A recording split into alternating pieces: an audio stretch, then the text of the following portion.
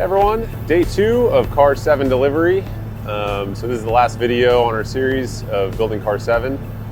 So we delivered it to the Thermal Club yesterday. You can kind of see the track, but ran it all day yesterday. Did some setup, checked everything. It's running really good, so we're gonna do some more setup this morning. But yeah, car 7 is complete and delivered, and we're super happy with it.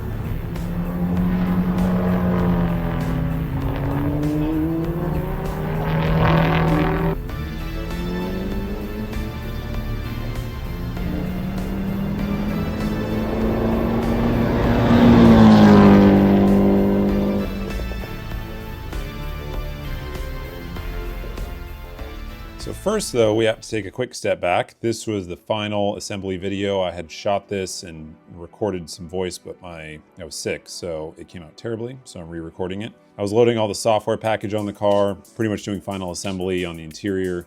Have to put the floor plate in and some keypad labels, but got all the switches in. That's ignition and main switch and power steering breaker, helmet blower control, and brake bias. That all fit in our 3D printed plate. Got our beautiful racetrack seat and driver cooling stuff installed, our helmet air system. Pretty much everything done in the interior other than some little details and trim. Back of the car was all done. Had been actually done a couple days before, so not much to see back there. Have our fuel vent for our fuel cell over here on the left. We put it where the stock filler goes. And nice little convenient spot, and if gas ever comes out of there, it's not dumping on the exhaust.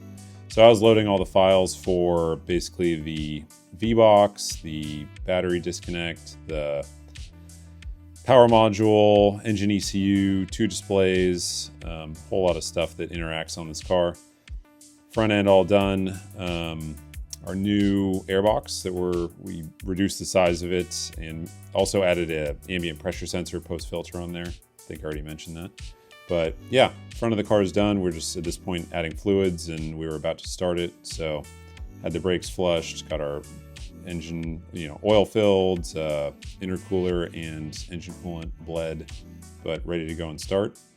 So underneath the car, also wrapped up, had some sway bar issues on this car, just some fitment things that we've now resolved for the future.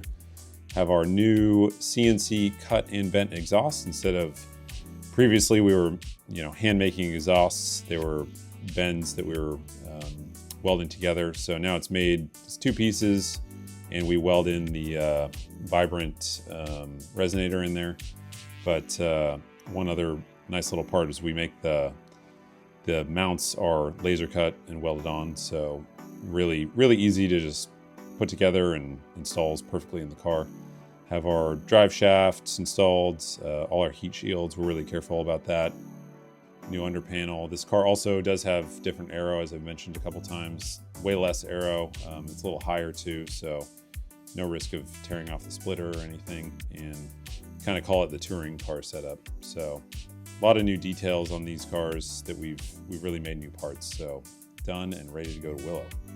So took it to Willow Springs, did a 1-day, actually it was just a couple hour test, broke everything in on it, wheel bearings, bed the brakes, breaking the diff, take it easy for the first little bit. Put about 200 kilometers on it. I also love testing at Willow because we can just go do a semi-private day, but we're usually the only car and can just do whatever we want. Also nice that it's a short lap, so as we're making changes, it's just make a change, come back in. And after that, we took it back to the shop and had a wheel bearing that had a little play in it, so we changed that and brought it out to Thermal. So this is its new home. Beautiful garage that it lives in. And this car is going to be kind of the main just driver car for the client here. He has a lot of other stuff, but he likes to put in quite a few laps. This car does have M2 wheels versus our normal B46 wheels. They are about 3 pounds heavier, but client runs a couple M2s in the M2 Cup out at Thermal, where they've got I think about 25 cars now.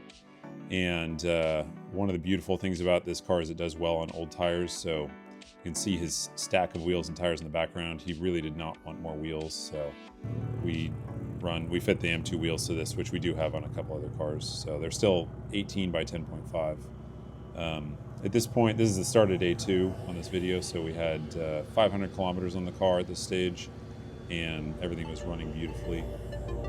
So at that point, we were just really fine-tuning the setup for this track. We also had B46 make a showing. It also lives at Thermal and came out and played. So our car is really set up to be GT4 speed, and to race, there's a GT4 class that races at Thermal. So a little less aero than normal, as I've said many times, but it's out there with a GT4 RS right now. And we also love our Chrontech air jacks that we install on the B46s. Makes setup changes and checks and all this stuff way easier. Those are what comes on all the Pro cars, and that's what we install on ours. So makes we were doing a setup sway bar change on it at the moment. So then I brought out B46 to do some lead follow with the client, and I was also testing a couple things on the sequential on car 5. Very interesting seeing the speed difference between the sequential and manual. It's not as much as you would think, because the power band is so broad on these cars.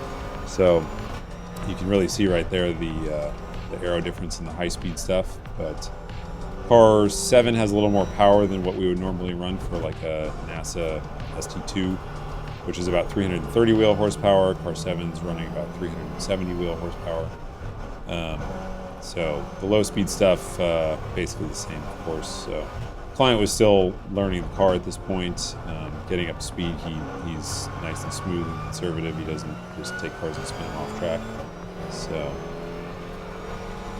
we were having some fun doing that. We were also testing new brake pads that we're going to switch to here. So they're the Magic RP21, and we also reduced to the RP1H on the rear, which really allows better brake bias and balance. One other cool feature that we have working on these now is what's called the bias calculation, which shows you on the display, has a little counter, and it counts up when you have too much front bias, and it counts down when you have too much rear bias, so it really lets the driver know which direction to go. And with that, the car was delivered and living in its new home, and the client was super happy. So we're moving on to cars 8 and 9 at the moment.